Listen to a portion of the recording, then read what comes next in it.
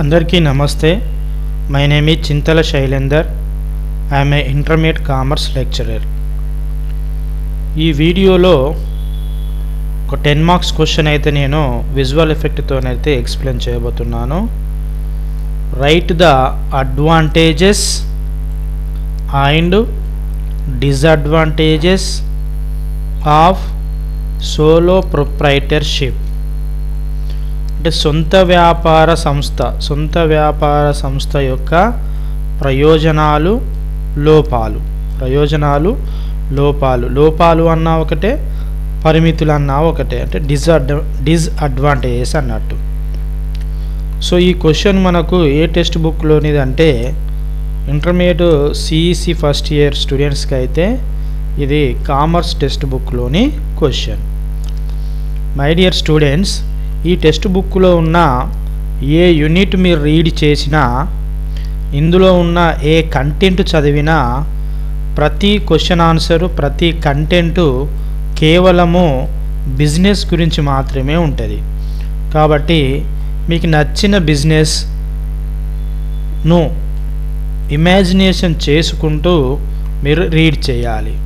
ఏదైనా ఒక బిజినెస్ను ఇమాజినేషన్ చేసుకుంటూ మీరు రీడ్ చేయండి. సో ఇండియాలో కానీ ప్రపంచంలో కానీ ఎన్నో రకాలైన బిజినెస్లు ఉన్నాయి. సో ప్రతి బిజినెస్ అంటే ఇక్కడ ఒక కిరాణం షాప్కి మీరు వెళ్ళినప్పుడు ఎన్నో ప్రోడక్ట్స్ కనిపిస్తాయి మీకు కిరాణం షాప్లో. ఈ ప్రతి ప్రోడక్ట్, ఒక్కొక్క ప్రోడక్ట్ మ్యానుఫ్యాక్చరింగ్ చేసేది ఒక్కొక్క బిజినెస్ ఆర్గనైజేషన్, దాన్నే వ్యాపార సంస్థ అంటాం. సో బిజినెస్ ఆర్గనైజేషన్లో ఇక్కడ మన కంటెంట్ ఏంటిదంటే solo proprietorship. First solo proprietorship అంటే ఏందో తెలుసుకుందాం. సోలో ప్రొప్రైటర్షిప్ అంటే సొంత వ్యాపార సంస్థ, సొంత వ్యాపారం అంటే ఒకే వ్యక్తి తన సొంత డబ్బులతోని, అంటే సొంత మూలధనం అంటే క్యాపిటల్ అంటారు. తన సొంత డబ్బులతోని ఒకే వ్యక్తి బిజినెస్ను స్టార్ట్ చేయడాన్ని సోలో ప్రొప్రైటర్షిప్ ఆర్గనైజేషన్ అంటారు. అంటే ఈ సోలో ప్రొప్రైటర్షిప్ ఆర్గనైజేషన్ అంటే సొంత వ్యాపార సంస్థ పెట్టడం వల్ల, ఈ యొక్క సొంత వ్యాపార సంస్థ వల్ల ఏమేమి అడ్వాంటేజెస్ ఉన్నాయి అంటే, అడ్వాంటేజెస్ అంటే లాభాలు. ఈ సోలో ప్రొప్రైటర్షిప్ బిజినెస్ పెట్టడం వల్ల ఏమేమి డిసడ్వాంటేజెస్ ఉన్నాయి అంటే లోపాలు. సో ఈ advantages of solo proprietorship, disadvantages of solo proprietorship ఏంటో మనము ఈ వీడియోలో తెలుసుకుందాం. సో ఫస్ట్ చూడండి,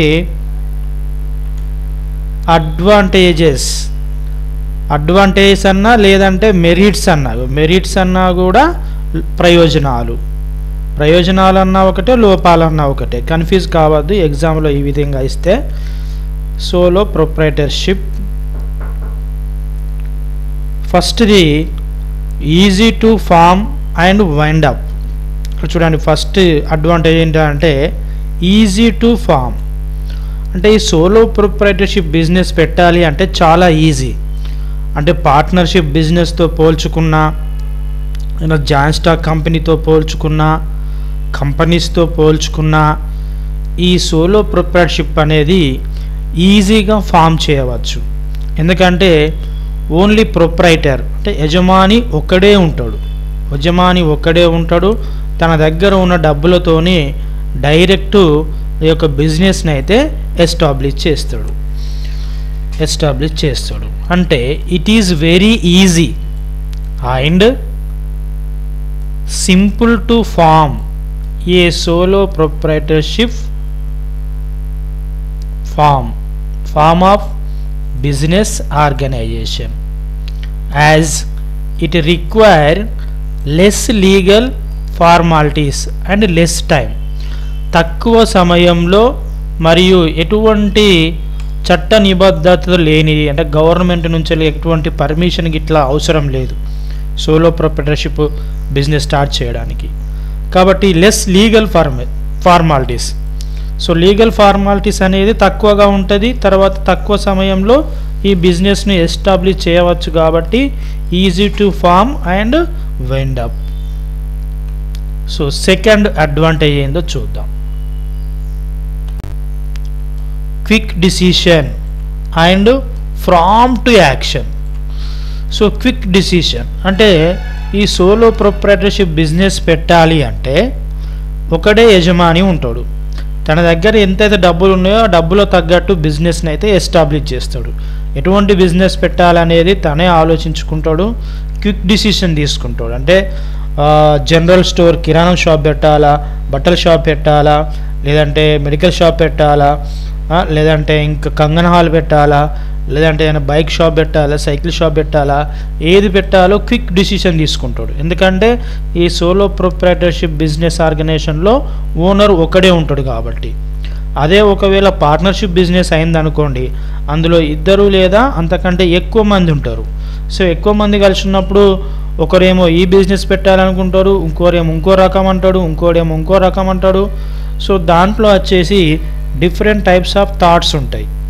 కానీ ఇక్కడ ఈ సింగిల్ ప్రొప్రైటర్షిప్ అంటే సింగిల్ దీన్ని ఏమంటారు సొంత వ్యాపార సంస్థను ఒక్కడే ఉంటాడు కాబట్టి ఈజీగా డిసిషన్ తీసుకోవచ్చు. మళ్ళీ ప్రాంప్ట్ యాక్షన్ ఉంటుంది. ఎందుకంటే యజమాని అనేటోడు ఒక్కడే ఉంటాడు, తనే సొంత డబ్బులు కాబట్టి తన సొంత డబ్బులు మరి ఎక్కువగా అధిక లాభాలు రావాలని ఎక్కువగా శ్రమిస్తాడు. In this form of business nobody interfaces in the affairs of the business. So వేరే వాళ్ళు ఈ యొక్క బిజినెస్లో ఇంటర్ఫేర్ కారు కాబట్టి సింపుల్గా క్విక్ డిసిషన్ తీసుకొని ప్రాంప్ట్ యాక్షన్ చేస్తాడు. ఒకవేళ he can take quick decision on the various issues relating to business సంబంధించిన ఏమైనా ఇష్యూస్ ఉంటే ఇమీడియట్లీ క్విక్ డిసిషన్ తీసుకునే అవకాశం ఉంటుంది. And accordingly prompt action can be taken. So action అనేది ప్రాంప్ట్గా ఉంటుంది. సో అది సెకండ్ అడ్వాంటేజ్ అయిపోయింది. Third advantage direct motivation.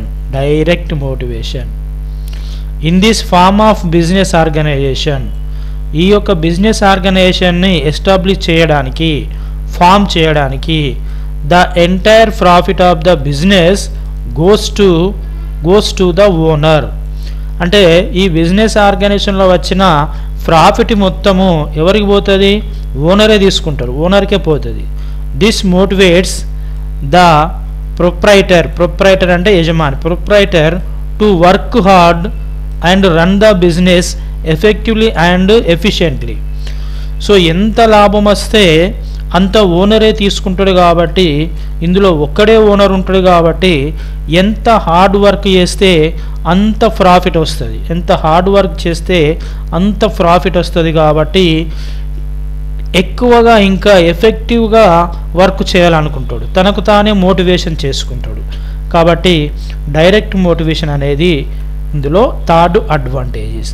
మరి ఫోర్త్ అడ్వాంటేజ్ చూద్దాం. Fourth advantage flexibility in operation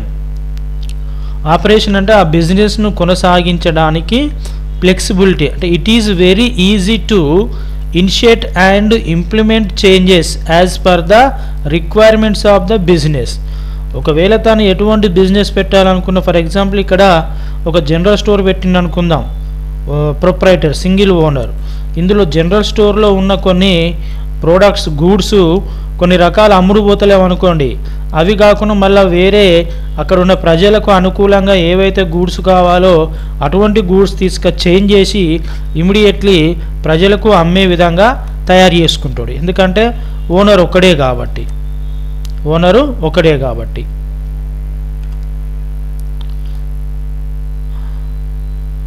ఈ expansion or curtailment of business activities does not require many formalities as in the case of other forms of business organization. అంటే వేరే business ఆర్గనైజేషన్తో పోల్చుకుంటే ఎటువంటి కేసులు దీని మీద పడేయండి, ఫ్లెక్సిబిలిటీగా ఉంటుంది. సో ఫిఫ్త్ది maintenance of business secrets. So ఈ సోలో ప్రొప్రైటర్షిప్ బిజినెస్లో ఏమైనా సీక్రెట్స్ ఉంటే మరి ఖచ్చితంగా ఒకడే ఓనర్ ఉంటాడు, సింగిల్ పర్సన్ ఉంటాడు, సింగిల్ ప్రొప్రైటర్ ఉంటాడు. కాబట్టి ఈ బిజినెస్ సంబంధించిన సీక్రెట్స్ తనలో తానే దాచిపెట్టుకునే అవకాశం ఉంటుంది. ఎవరికి బిజినెస్ సంబంధించిన సీక్రెట్స్ అనేది రిలీజ్ చేయకుండా తను కాపాడగలుగుతాడు. కాబట్టి ఇక్కడ ఒకసారి చూద్దాం దీని గురించి ఏం రాయాలో. The business secrets are known only to the proprietor. So యజమానికి ఒక్కనికే సీక్రెట్స్ అనేది తెలుస్తాయి. Is not required to disclose any information to others unless and until himself so decides. అతను బతికున్నంత కాలము అతను వేరే వాళ్ళకు చెప్పుకోనంత కాలము అతనితోనే సీక్రెట్స్ ఉంటాయి. కాబట్టి ఇది కూడా ఒక అడ్వాంటేజెస్గా మనము చెప్పుకోవచ్చు. మరి డిసడ్వాంటేజెస్ ఏంటి? డిసడ్వాంటేజ్ అంటే డిమెరిట్స్ ఆర్ లిమిటేషన్స్ అన్నా ఒకటే, డిమెరిట్స్ అన్నా ఒకటే, డిసడ్వాంటేజ్ అన్నా ఒకటే. సో ఎగ్జామ్లో మీకు ఎట్లా ఇచ్చినా కూడా మీరైతే కన్ఫ్యూజ్ అయితే కావద్దండి. సో లోపాలు అన్న ఒకటే, పరిమితులు అన్న ఒకటే. అంటే ఈ సోలో ప్రొప్రైటర్షిప్ బిజినెస్ చేయడం వల్ల ఏమేమి డిసడ్వాంటేజెస్ ఉన్నాయి, ఏమేమి లోపాలు ఉన్నాయో మనం తెలుసుకుందాం. సో ఫస్ట్ లోపం ఏంటిదంటే లిమిటెడ్ రీసోర్సెస్ అంటే డబ్బులు, లిమిటెడ్ క్యాపిటల్ ఉంటుంది.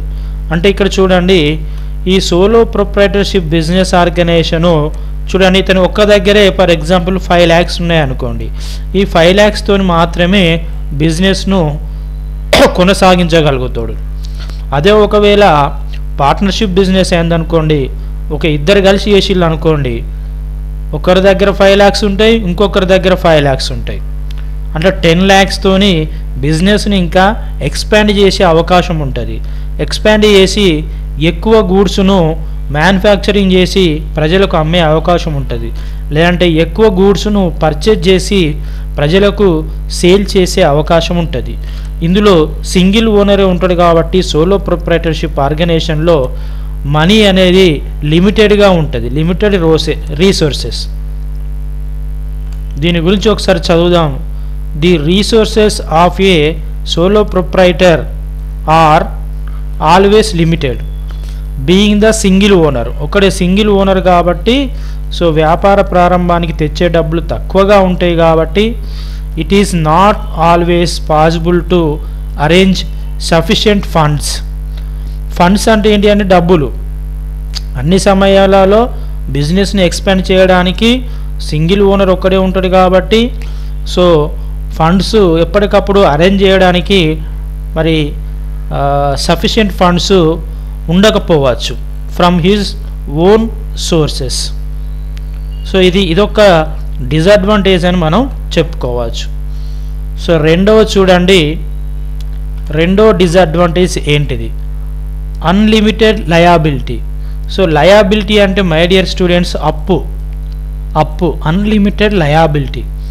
సో అప్పు అనేది ఈ సోలో ప్రొప్రైటర్షిప్ బిజినెస్లో అంటే సొంత వ్యాపార సంస్థలో యజమాని ఒకడే ఉంటాడు. కాబట్టి ఒకడే ఇతను ఒకవేళ బిజినెస్ను ఇంకా ఎక్కువగా ఎక్స్పాండ్ చేయడానికి, అందులో గూడ్స్ ఎక్కువగా పర్చేజ్ చేయడానికి తను ఇంకా వేరే కాడ అప్పు తీసుకొస్తూ ఉంటాడు. సో ఎప్పటికప్పుడు అప్పు తీసుకొస్తూ ఉంటాడు. మరి ఎంత అప్పు తీసుకొచ్చినా ఒకవేళ బాగా లాస్ వచ్చినప్పుడు ఆ బిజినెస్లో ఉన్న అసెట్స్ అంటే ఆస్తులు మొత్తం అమ్మినా కూడా ఒకవేళ అప్పులు తీరకపోతే ఆ యొక్క సోలో ప్రొప్రైటర్ అంటే యజమాని యొక్క సొంత ఆస్తులు కూడా అమ్మి కట్టాల్సి ఉంటుంది. కాబట్టి అన్లిమిటెడ్ లయబిలిటీ అని మనం ఇందులో చెప్పుకోవచ్చు. Unlimited liability. The liability of a solo proprietor is unlimited. Is private properties చూసిల్లా అతని యొక్క సొంత ఆస్తులు, ప్రాపర్టీస్ అంటే అతని యొక్క సొంత ఆస్తులు can also be used for meeting business losses and obligations.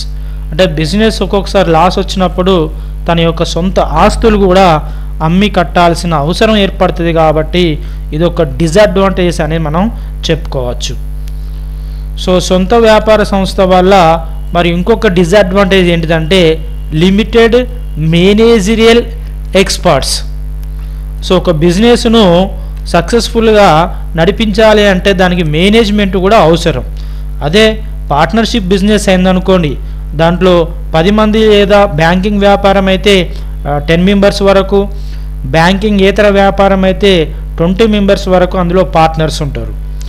So ఆ 20 మందిలో ఎందరో కొంతమంది మేనేజ్మెంట్ లెక్క ఆ కంపెనీ సక్సెస్ఫుల్గా కొనసాగిస్తూ ఉంటారు.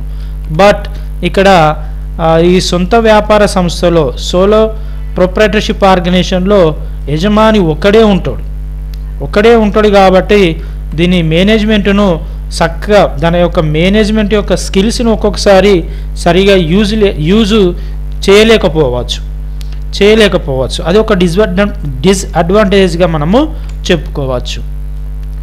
ఏ solo proprietorship form of business organisation అంటే ఒక సొంత వ్యాపార సంస్థను ప్రారంభించడానికి always suffers from lack of managerial experts.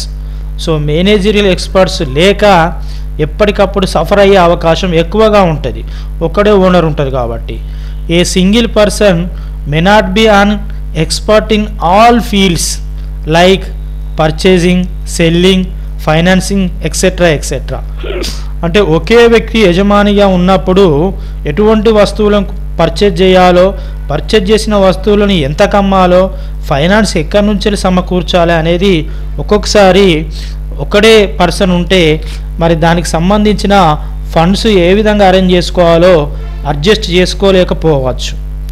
సరి అయిన నిర్ణయం కొన్ని సమయాల్లో తీసుకోలేకపోవచ్చు, ఒకడే ఓనర్ ఉంటాడు కాబట్టి. ఇదొక డిసడ్వాంటేజ్ అని మనము చెప్పుకోవచ్చు. Number 4, lack of continuity. The continuity of business is uncertain because it is linked with the life of the proprietor. అంటే ఇక్కడ చూడండి, బిజినెస్ను స్టార్ట్ చేసినప్పటి నుంచి ఎప్పటికీ కంటిన్యూ చేయలేకపోవచ్చు. ఎందుకంటే ప్రొప్రైటర్ యొక్క జీవితాంతము ఈ యొక్క బిజినెస్ను కొనసాగించలేకపోవచ్చు. ఒకవేళ ప్రొప్రైటర్ కనుక ఇల్నెస్తోని, అనారోగ్యంతోని, లేదంటే అతను చనిపోయినా, లేదంటే insolvency of the proprietor can lead to closure of the business. అతను ఒక అనారోగ్యంతో కానీ లేదంటే చనిపోయినా కానీ అతనికి ఆరోగ్యం బాగా లేకపోయినా కూడా ఆ యొక్క బిజినెస్ను కంటిన్యూ చేయలేకపోవచ్చు, అక్కడికక్కడికే రద్దు చేయబడుతుంది. కాబట్టి ఇది కూడా ఒక డిసడ్వాంటేజ్ అని మనము చెప్పుకోవచ్చు.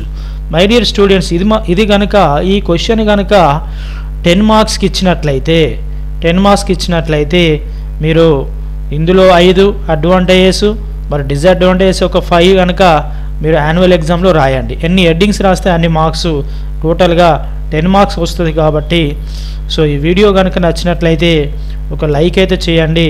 మరిన్ని వీడియోస్ కోసం అయితే మన ఛానల్ అయితే సబ్స్క్రైబ్ చేసుకోండి. Thank you. జై హింద్, జై కామర్స్ స్టూడెంట్స్.